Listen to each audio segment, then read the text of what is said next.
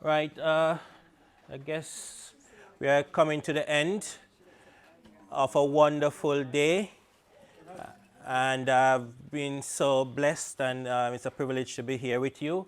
Um, Closing in on raising godly children in a digital world. Um, Bit of background, I'm a teacher for over 20 years. I've been always in charge of computing and ICT. And I've done a lot of work with parents and children around keeping safe on the internet.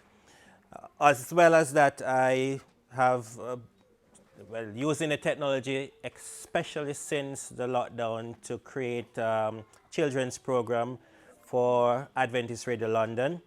So for the past 3 years, we have been producing a children's program every Saturday on Adventist Radio London. Children producing and presenting programs. So that, as well as being an author of a maths book, do a lot of blogs, and on my website write a lot of resources for parents and children. So that's my background really. But I just love technology and I use it everywhere I go. So at the moment I'm recording this and I will share it with you and with Conchita, and the presentation will be shared, and I have some material that I'll give to you at the end.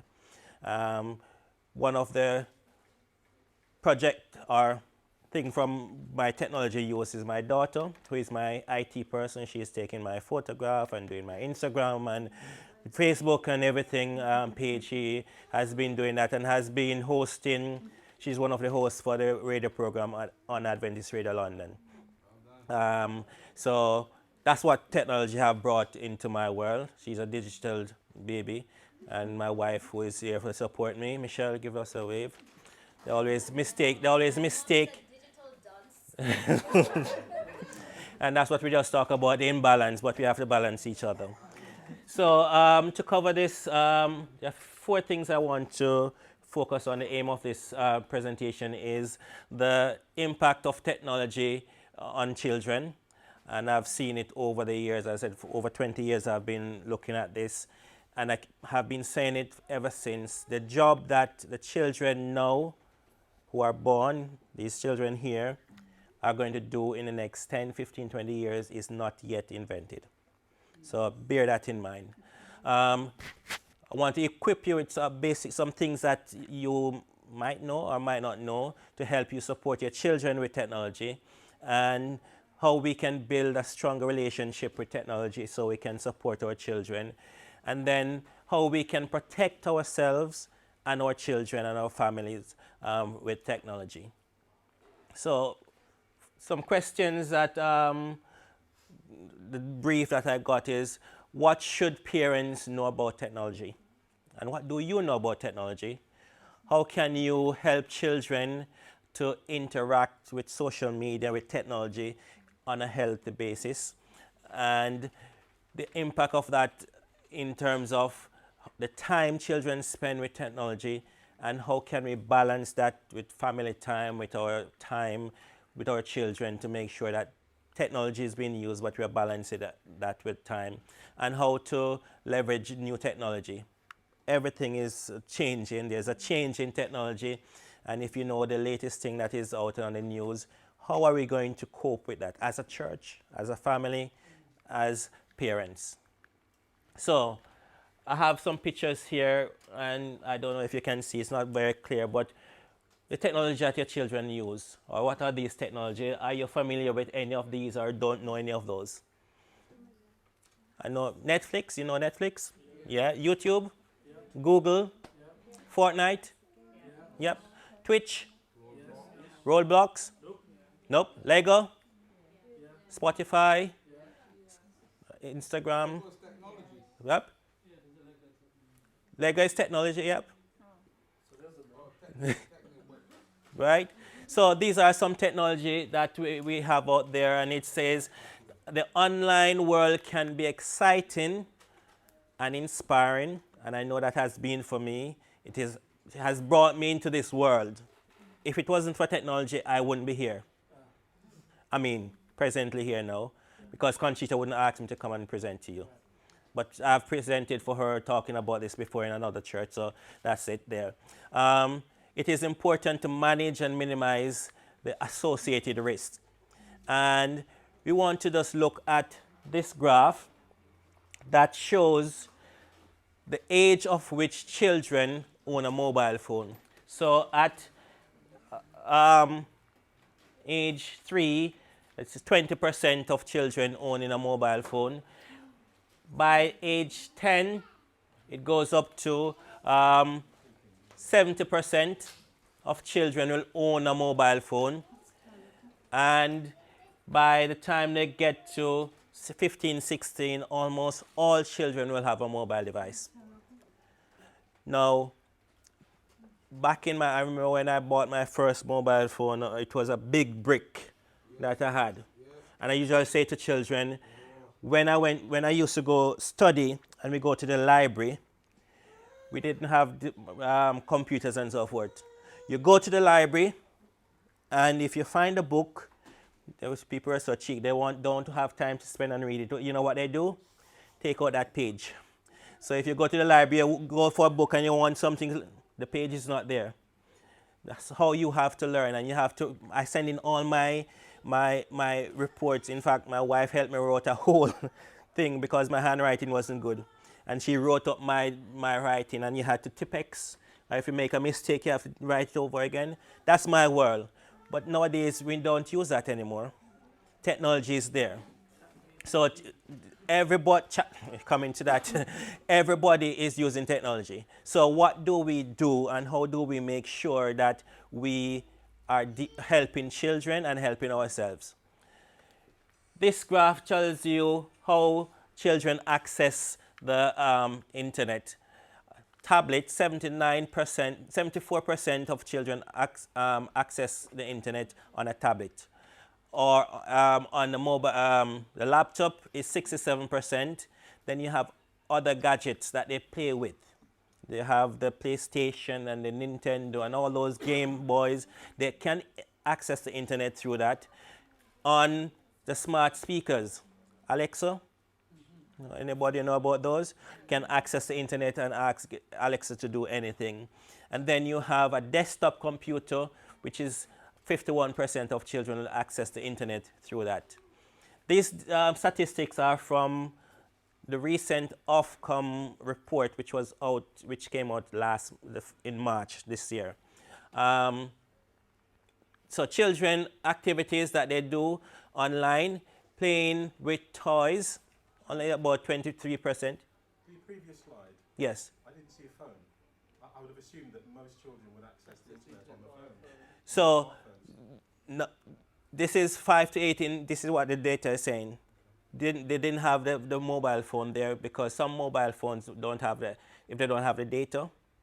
But this is how children were accessing tablet, laptops, game console, speakers, and yeah, it's interesting that they weren't accessing that from that data. This is just taken from the report. I'm just showing that. This was the activities undertaken. So just looking at this, playing with toys 25%, eating or drinking 59%, homework, reading while they were doing while they were using the internet. That's what they were doing. So you see children are multitasking. They're playing with a toy, but they're using the technology. They're eating, but they're on the phone. They're watching. They're doing the homework, but they have their mobile devices working. They're on the console. They're doing all of those things. Now, this is an interesting one. TikTok, Facebook, WhatsApp, YouTube, Instagram, and Snapchat. And the graph shows you the percentage. So that was 89% using it last year compared to 2021 compared to 2022, which was 88%, down to 34% this year and 40% 2021 to 2022. Which one do you think would be the highest? And which one do you think is the lowest? Use. TikTok? Yes, TikTok. TikTok and Instagram, and then YouTube. WhatsApp. Okay. This is it. YouTube was 88%, the highest. That's children are using. WhatsApp was second. TikTok was third. Facebook, you can, those of us who are still using Facebook, we are behind. That is old technology. Children, I know the children I work with, you, they'll say, what's that? They don't use Facebook anymore. They're more looking at TikTok and YouTube and WhatsApp. That's how they communicate. Online gaming. So last week or 2 weeks ago, I had a conversation with some children, and this was the biggest thing, the big change since the pandemic. Most children are doing online games.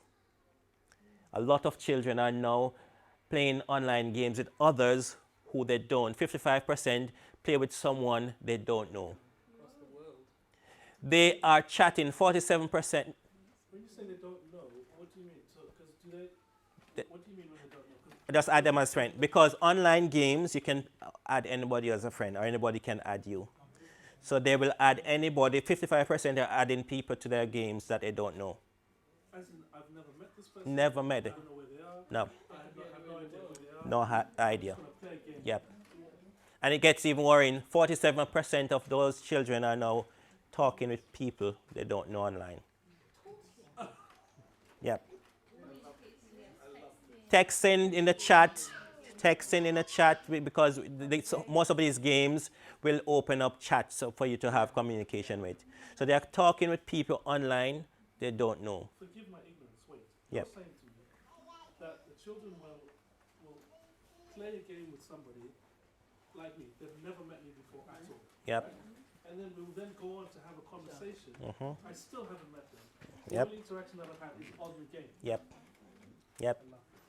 So that's where we are, and this is what technology is being used. And that's why, as parents, we need to be aware of these, but also be able to know how to deal with these situations.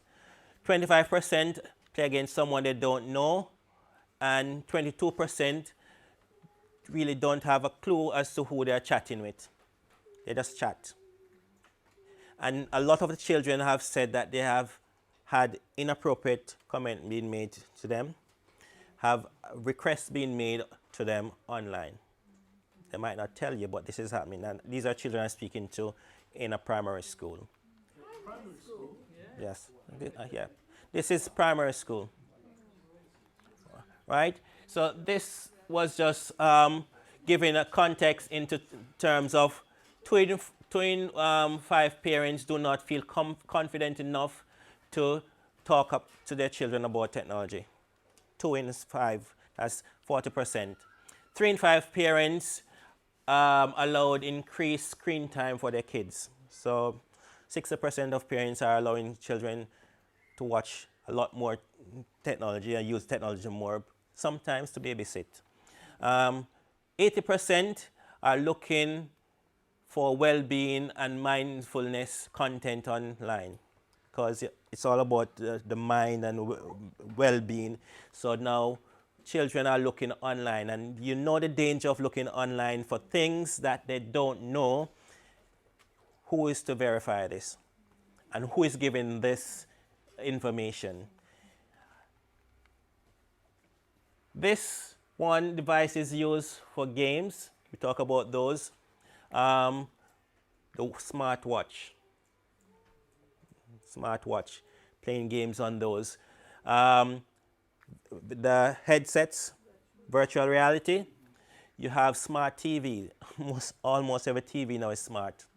So you can access the internet through the smart TV. Computers, tablets, mobile phones, and game console to play any game. Bearing in mind, I said earlier that gaming is one of the biggest things online.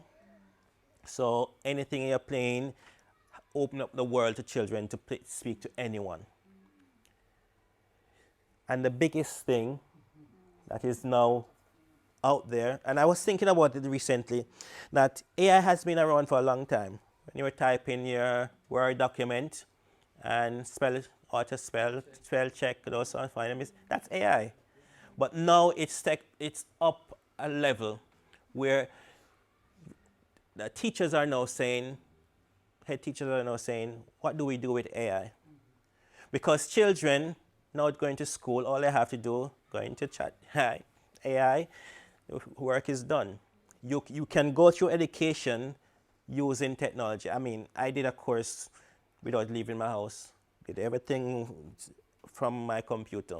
But now it's even more than that. You just type it in, it does all the work for you, you get a certificate, you get your qualification, but then you go to the job, can you do that? So AI is the big thing. Have any of us used AI before? Yep, yep. Do you know what AI is? Who can explain what AI is?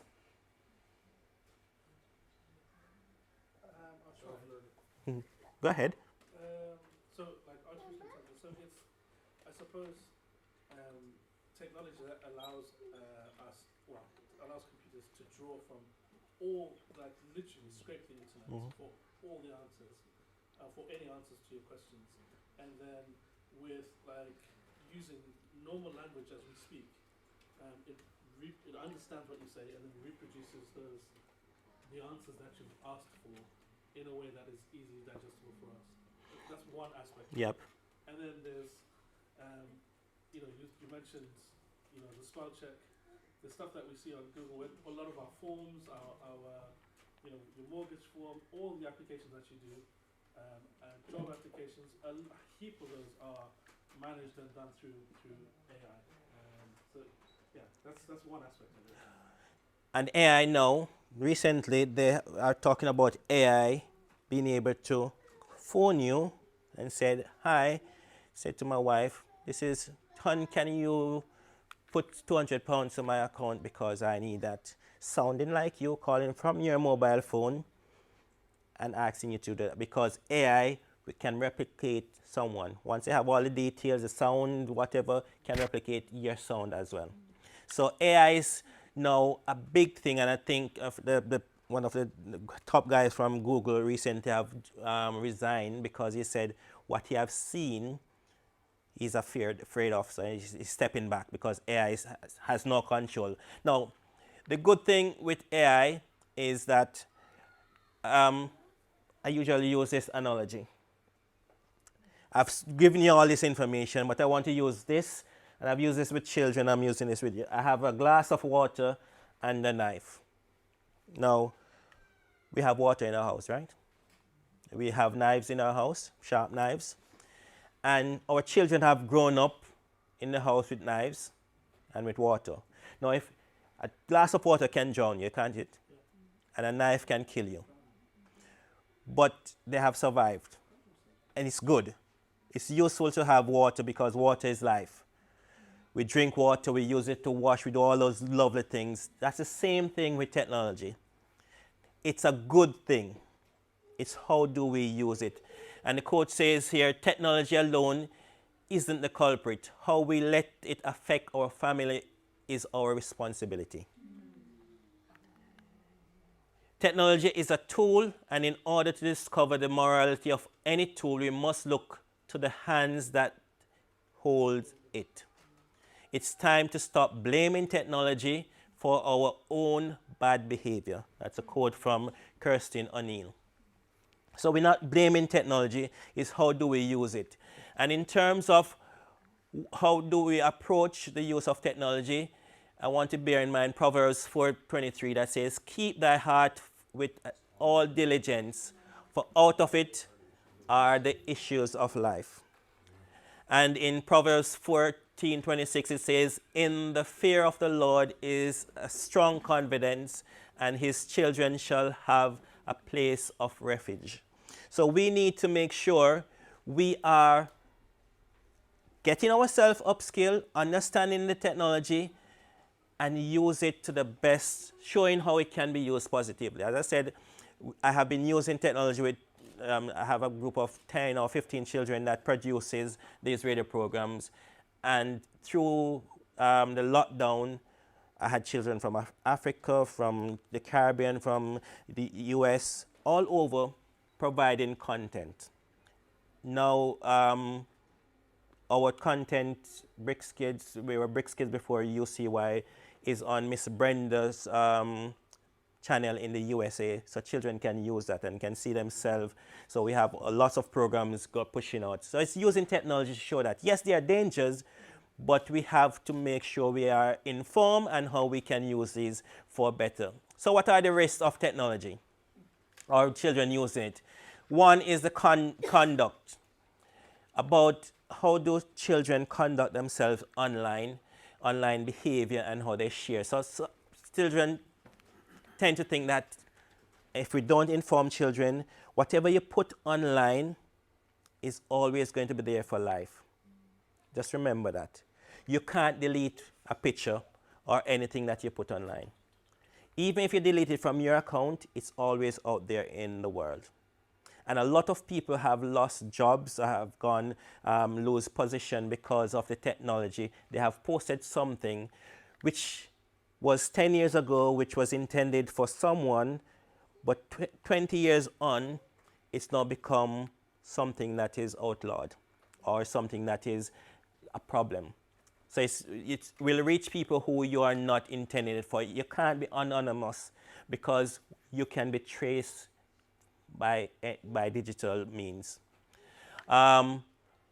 Keeping personal information is very important. How do you conduct yourself in terms of what you put online? So it's a conduct side that we have the risk of how children use it the wrong way and their behavior online, but it's also the content that children see online. A lot of children will see things online, and it's about how do they deal with these things. Because with AI, with technology, you just need to make a click here and you get to a whole world of something you don't want to see. What do you do? When your children see this, what should they do? How are they going to cope with that? And how do we engage with our children to make sure that they can come to us as parents and say, I've seen this, makes me feel uncomfortable, what do I do about it? Or they should know what to do about it. And it's a contact, as we mentioned. Children talking to others without knowing who they're talking to. I can pretend to be a girl. I can pretend to be 14. I can make an account saying I'm at this school or at that school, at your school. I can do so many things online. So how do I know who I'm talking to? And not only that, how do I know the information that I read online is true? How can I be sure, and how can children check their work online? So who are your friends online? I've seen this picture that says, if I stand up with a saying, can you be my friend? You would say no, because I'm in person. But if somebody send you that online and you press yes because you want the number of likes and you want the number of friendships and you want your stats to go up, you click on yes. So all of those things is about helping children to understand those risks. And seeing sexting and nudes that are there. That's a big thing where children are asked to send inappropriate pictures of themselves or sending inappropriate pictures of themselves to someone who they think they can trust, or innocently sharing with a friend. And a friend can always share that on. So it's about how do children understand that they can't just share things because whatever they share is out of your control. So those are some of the risks: the conduct, the content, and the contact. And I always say, how do we help our children? And I say use the D6 principle. Anybody know what that principle is? Deuteronomy 6. Verse 7 says, and thou shalt teach them diligently to thy children. Thou shalt talk to them. Thou shalt talk to them. Talk with them. When you sit down, when you are walking about, when you're driving, wherever you go, talk to your children. Well, one of the biggest things I always say to parents is make sure you talk to your children about technology. And some advice to help you with this. In fact, when I was preparing for this presentation, the best expert I could speak to was my daughter. And I said, we were having dinner, and I said, I'm going to make this presentation. Help me to say what are some of the things that I need to bear in mind. She's there, and I wrote these down. And the first one was have conversation.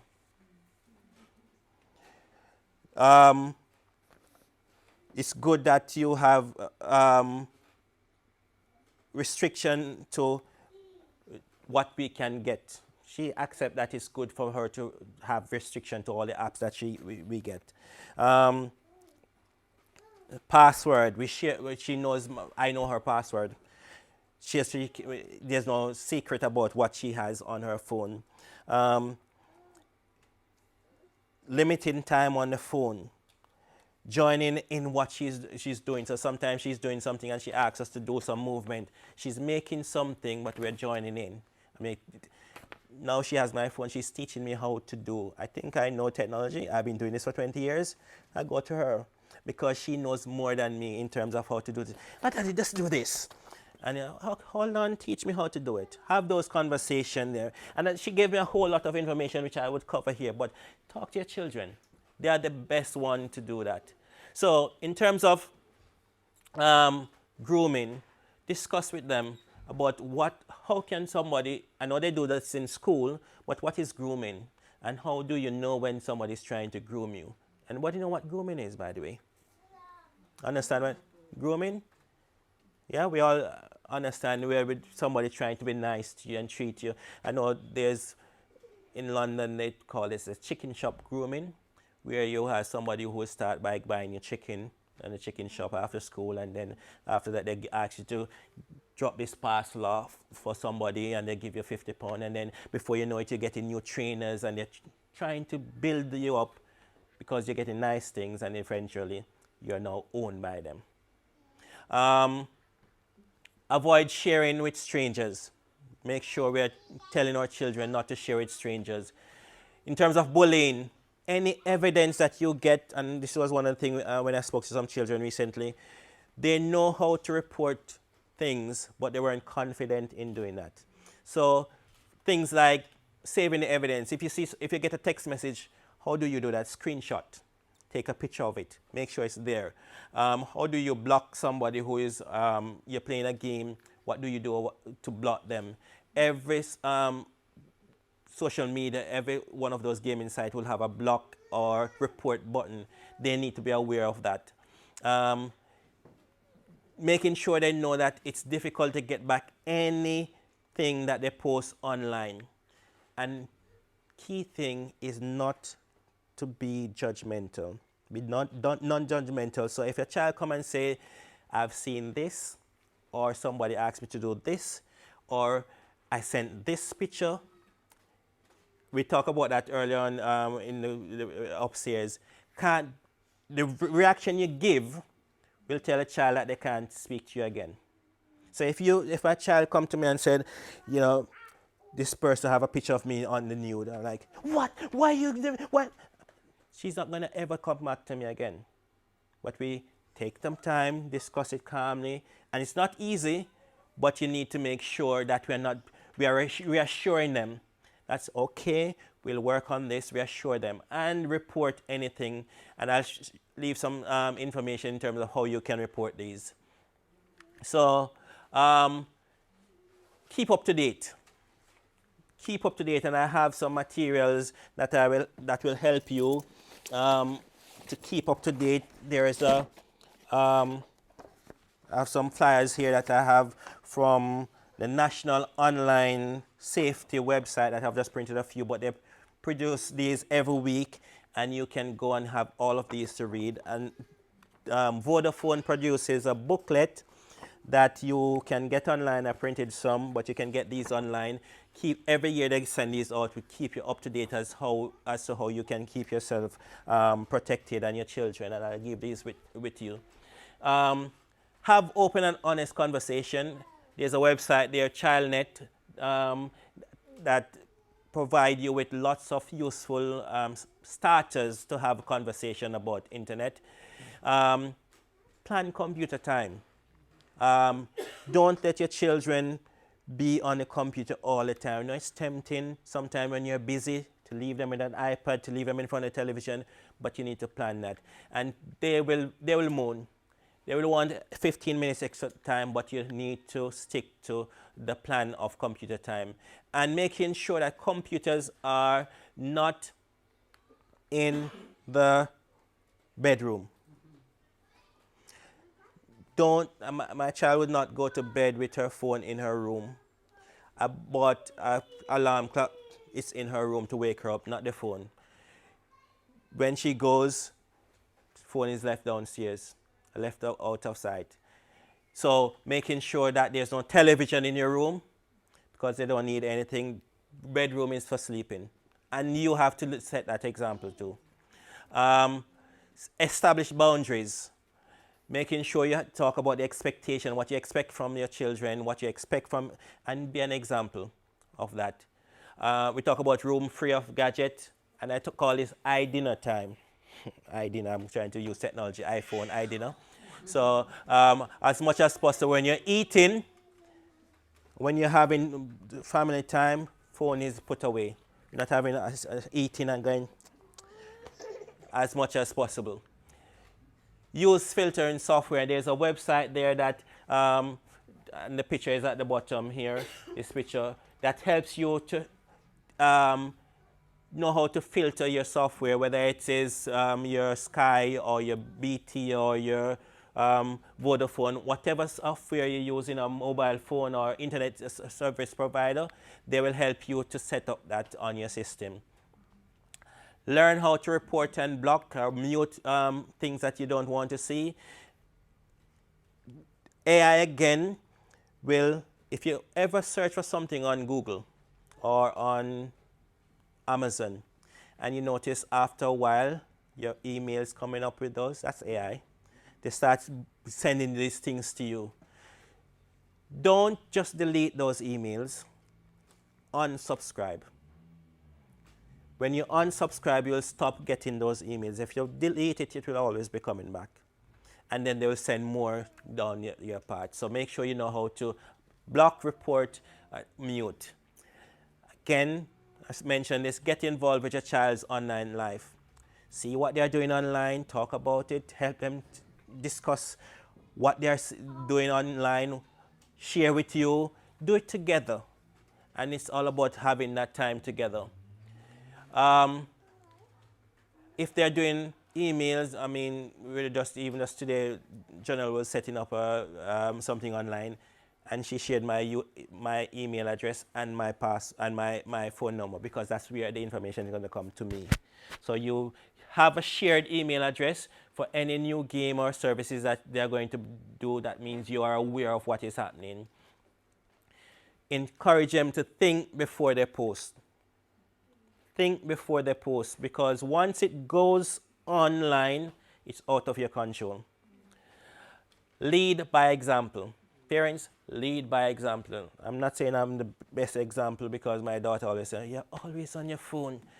Because I work a lot online and I'm always doing something on the phone, but I have to think when it's time for dinner, when I'm speaking to you, I have to put away the phone, I have to do that. Lead by example. There's never TV in my bedroom because we're leading by example.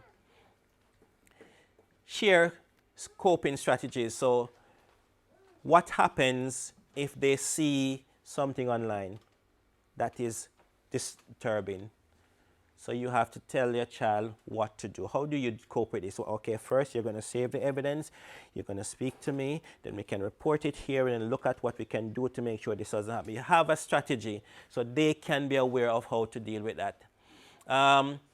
There's a website, askaboutgames.com, that any game that they're playing, you can get information. It tells you the age limit. It tells you all about the games before they start using it. So you can always go to that website.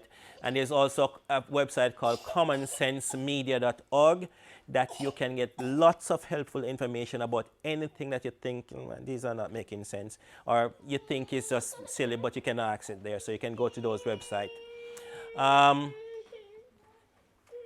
Every technology will have somewhere where you can report, and these are some examples. Facebook will ask you a few questions why you want to report something. Instagram will do the same. YouTube, all of those will have a report button. So make sure they are aware of how to report and block things. And if there's the IWF.org, which is the Internet Watch Foundation, report any sexual abuse on that website, and they will deal with it. And there's also the CEOP, which is a police website for any child exploitation.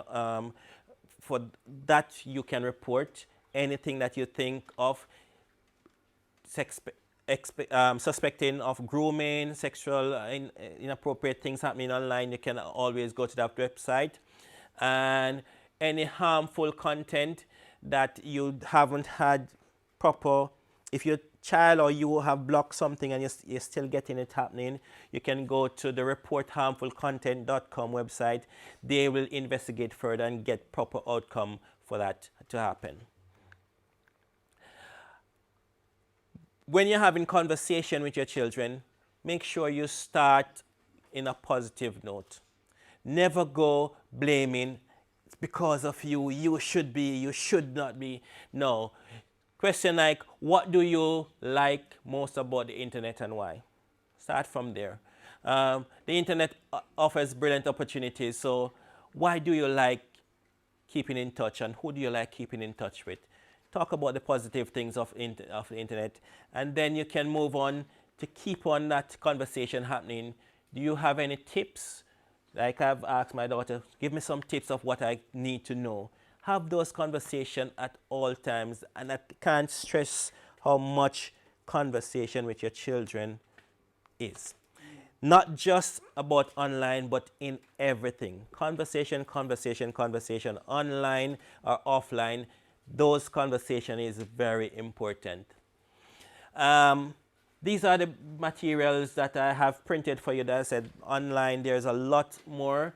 Social media and mental health, screen addiction, online content, all of that I've printed for you to have, but if you go to the website, you can always sign up and you get your own information sent to you every week, because it's about keeping updated as to what is happening with technology and how we can make the best use of it and protect ourselves. Now, just so we stop, and I just want to, if you have any questions anything that you weren't clear on, I know I've gone through very quickly because of time, but I want to make sure that any questions you have now can answer or we can share. Anything that you are doing that has helped you or anything that you think you would need help with, feel free to do so. Where does technology come from? Where does technology come from? Technology has always been around and it's increased over the period of time. First, imagine if you are less than 20 years ago, iPad wasn't around. The first computer was, I can't remember how long that was now. But, is? You were saying? Yeah, but it's increasing, and we use it. If you imagine going to the doctor, making a phone call, or using having a refrigerator or your boiler at home, all of those things use technology. It's just been over time, man have become more knowledgeable and is using that. So it's there. I can't say how when it started. Do you think God wants us to do this? Do we think God wanted us to do this? To use technology? Mobiles instead of the Bible. The mobile has taken over the Bible. The Bible is mobile. No, mobile has taken over the Bible. We use technology to print the Bible, don't we? You know what I mean? And the missionaries use technology to move around. Yep. Sorry, I see a hand there and then I come to you. You're going to say? As you said, technology isn't bad because I believe that you ask where it comes from the earth. Think about that. Yeah. I just want to build on this point, right? Technology, I want to build on this point. Technology essentially is an aid. It's just a tool, as you said at the beginning. So the knife is a technology. When we first started using anything to make our lives a little bit better, we were using technology. Yeah. Right? So all we're saying is that it's just a development of the tools that we've always used. That is, you could argue that God endowed us with the knowledge to create these tools. So from a broad spectrum, that's what technology is. As I said, we can't blame technology for anything. It's how we use it. You were saying? I just wanted to know whether or not you or anybody else has a ministry that considers informing parents of young children how to put controls on whatever platform that they're using. You know, there are always parental controls, but I found that parents don't have a clue in terms of how to activate those. And it seems to me that, you know, given where we are with technology as you presented, it's quite a gap. Perhaps it's one for the Director of Education. There is a gap, I think, that needs to be plugged from amongst local churches. So it can't just be a special day here or a special day there. There needs to be something more systematic in terms of getting around to the churches and, you know, getting in front of parents and actually practically showing them how to put the controls on Netflix, you know, if you're going to have Netflix, how to deal with the Instagrams, etc.